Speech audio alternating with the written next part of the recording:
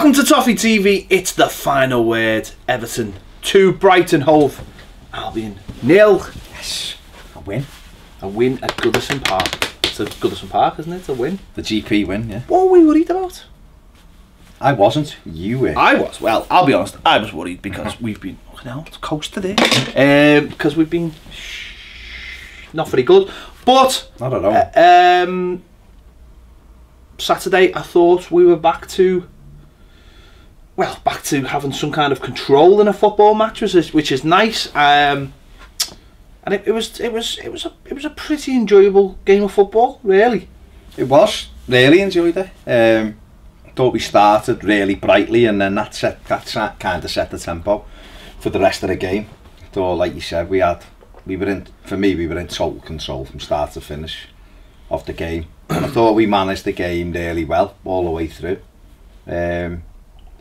You know, nearly had the perfect start with Seamus Coleman 2 or 3 minutes in or whatever it was, and I think if we'd have scored then, we'd have racked up quite a few goals. I mean, to be fair to Brighton, they defended brilliantly.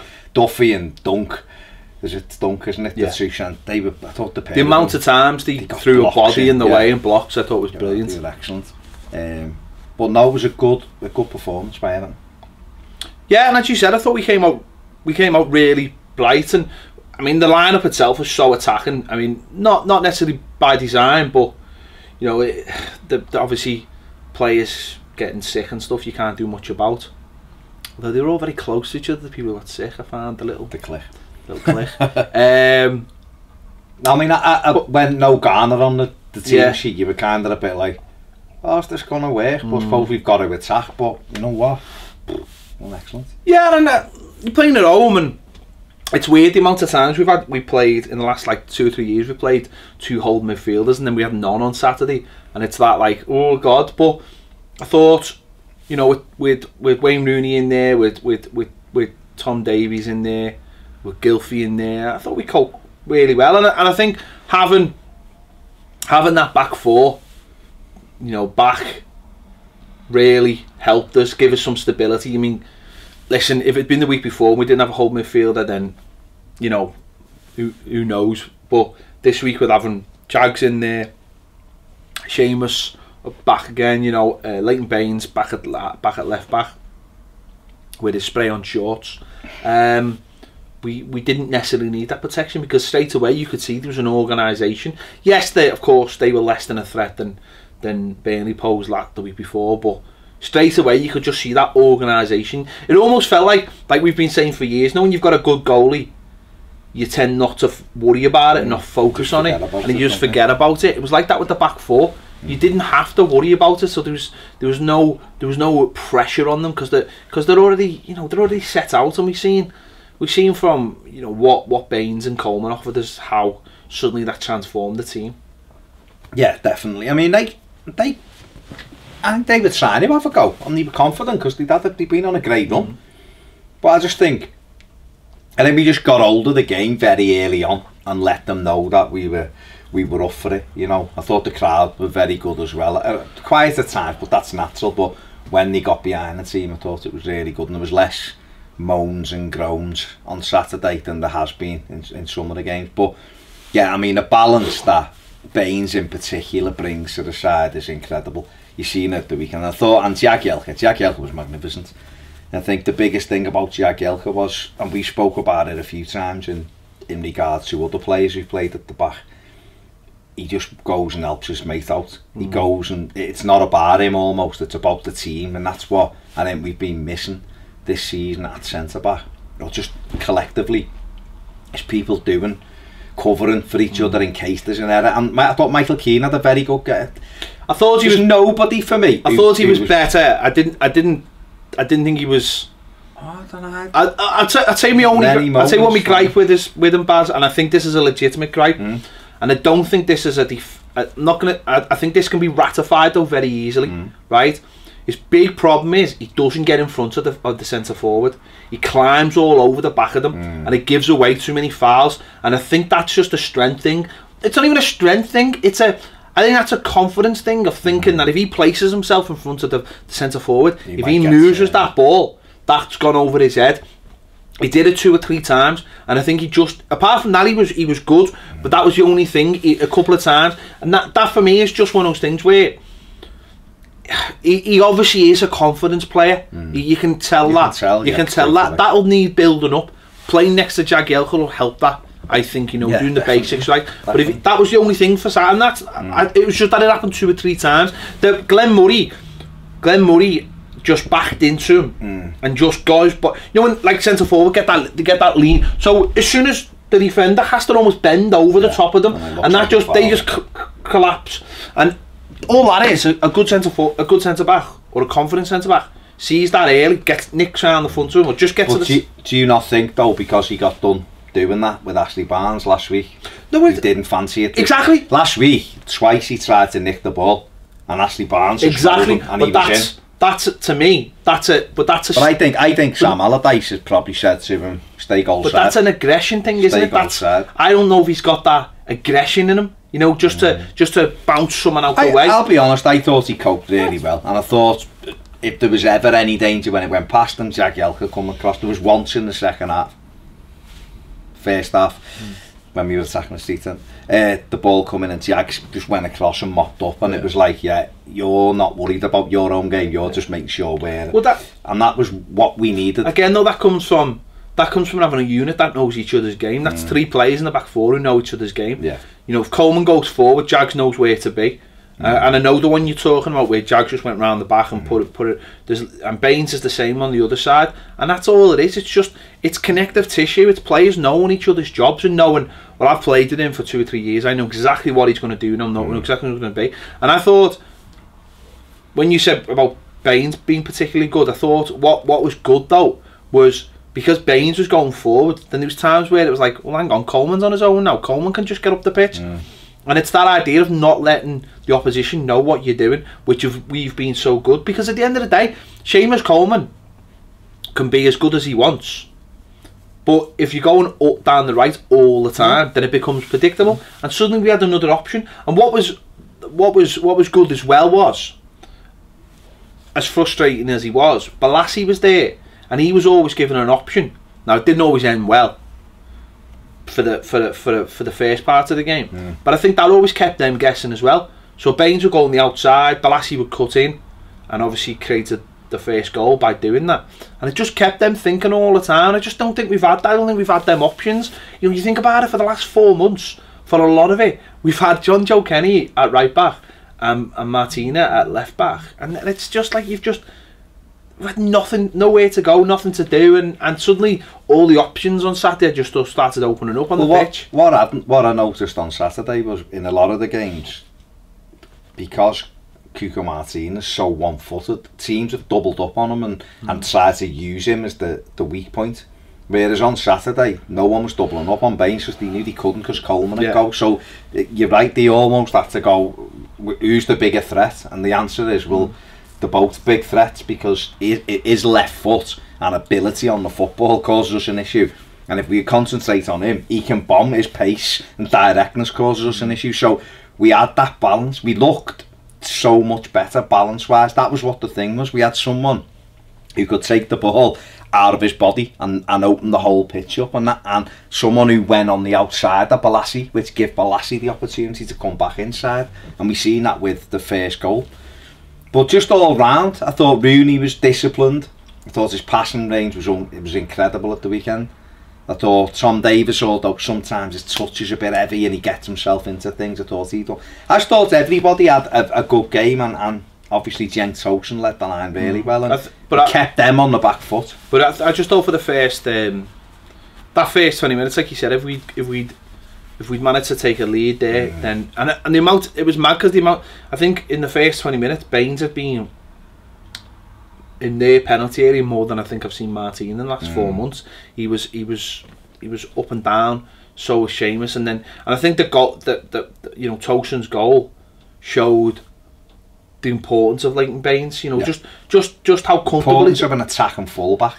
Exactly. Well, no, but not just that. Like, Tosin smashes that ball to him, and he just takes it in his step, gets into the box, isn't flustered, isn't panicked, cuts back onto his right foot, puts a lovely Sees little the ball pass, into Toffee, and it's a great finish. And I just thought possession-wise, we controlled the game a lot better because we kept the ball better. Yeah. When Baines got the ball, he's not forced into doing something he doesn't want to do to it.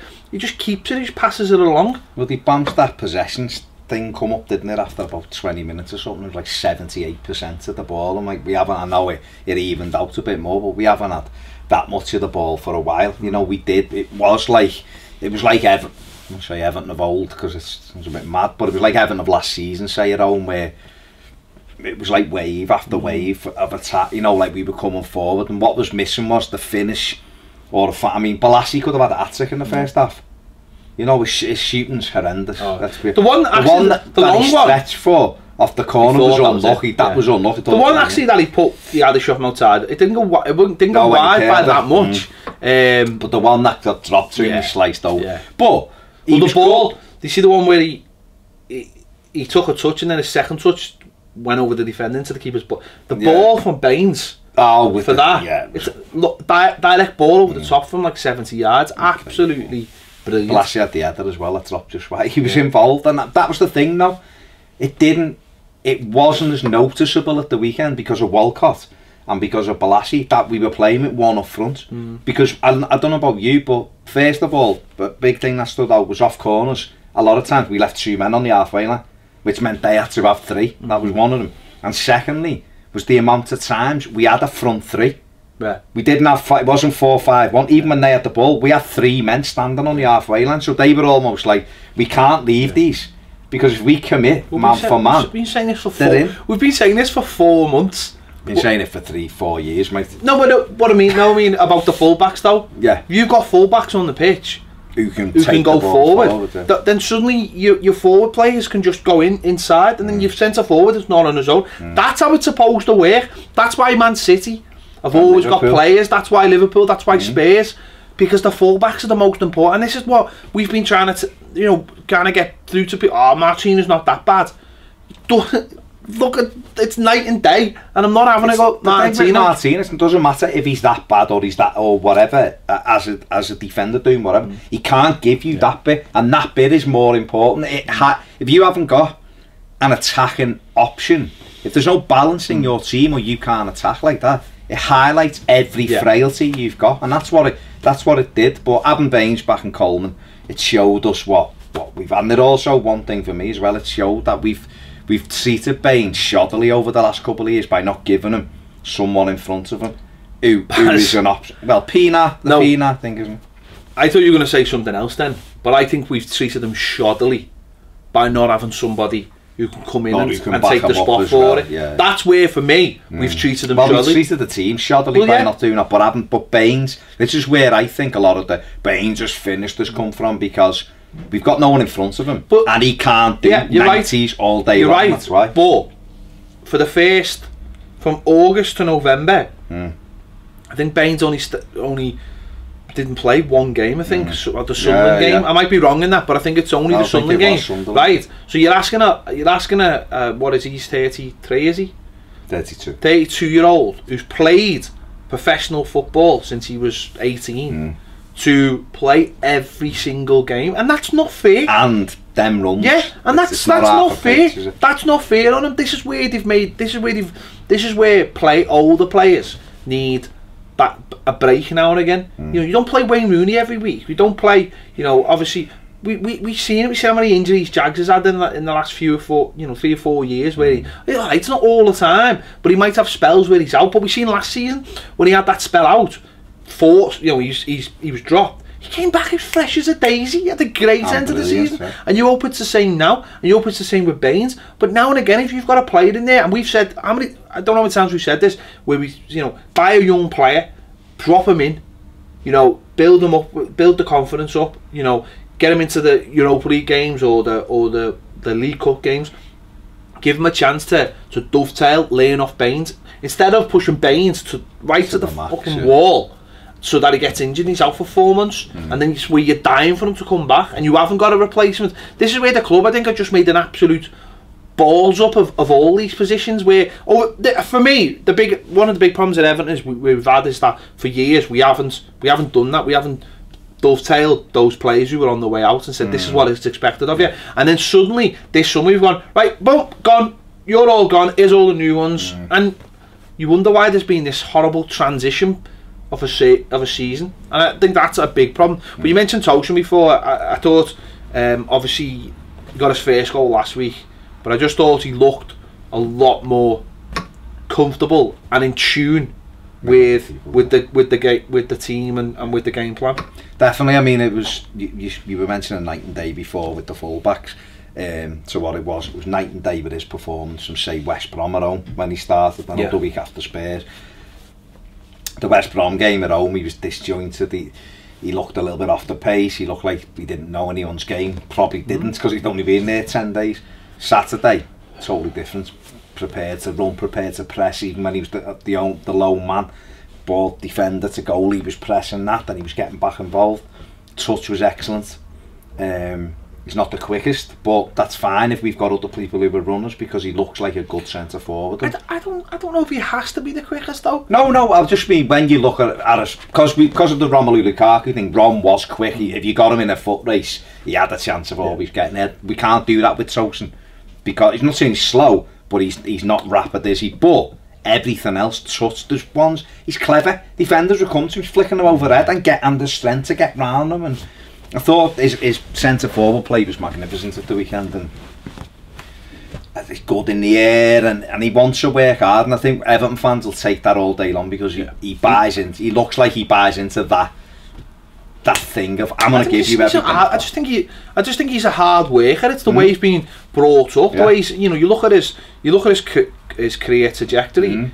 He's not been given anything. He's had to take the step up all the time, and that's what he's seen this as. And as I said, I mean, listen, you can watch first 90 minutes. He's done. Yeah, you can watch our videos in the last few weeks, and I've never been overly fussed about having to play this lad. Like, why isn't it? Never really been that arsed. For me, it was about getting them settled in, and then we'll see the results, because we've seen the results of not getting players settled in and what can happen to them when they don't play well for 3 or 4, 5, 6 games, and then suddenly it's like, listen, we're on to the next thing now, because that's what Premier League football's like. Unfortunately, it's unforgiving. They've taken a little bit more time with him. They've got his levels up. So it's a good management by Allardyce. Listen, I've said it from the start. I think it was good management by Allardyce. Okay. I've had no problem with that. I've had other problems with Allardyce, but I've had no problem with what they've done. Good fitness work by Ryland Morgan as well. Same with Baines. It's good all the way round. I've had no problem with the way they've done to him. They brought Sandro in, and it was like, and listen, we all got caught. You want to see new players play, and you get caught up with it. But it wasn't done properly. It was like, get him in, and then he didn't do well. It was like, get him out, and it was like, never get another chance. Whereas I think they've took the time with Tosin and gone, listen. The difference was, right, if Sandro cost 27 million quid, maybe they would have took a little bit more time with him and maybe done that a little bit better. But for someone you've paid 27 million quid for, you've got to do things the right way, and I think they have done. You know what? I know people have been moaning about the trip to Dubai. If the trip to Dubai done one thing, and that one thing was get Cenk Tosin fit and getting to know his mates, then it's worked. It's worked. And as I say, you can't always just go that the manager this or the manager that. You've got to hold your hands up at times and say they've done the right thing with them. They've just held them back, and then gone, right, now's the right time. And the last couple of games he's looked a lot better. And as his finish was magnificent. It's 1-0, and he's just it takes just that little bit of moment that he needs and just smashes it. And the Turkish fans love him, and therefore they love our videos, and I'm made up.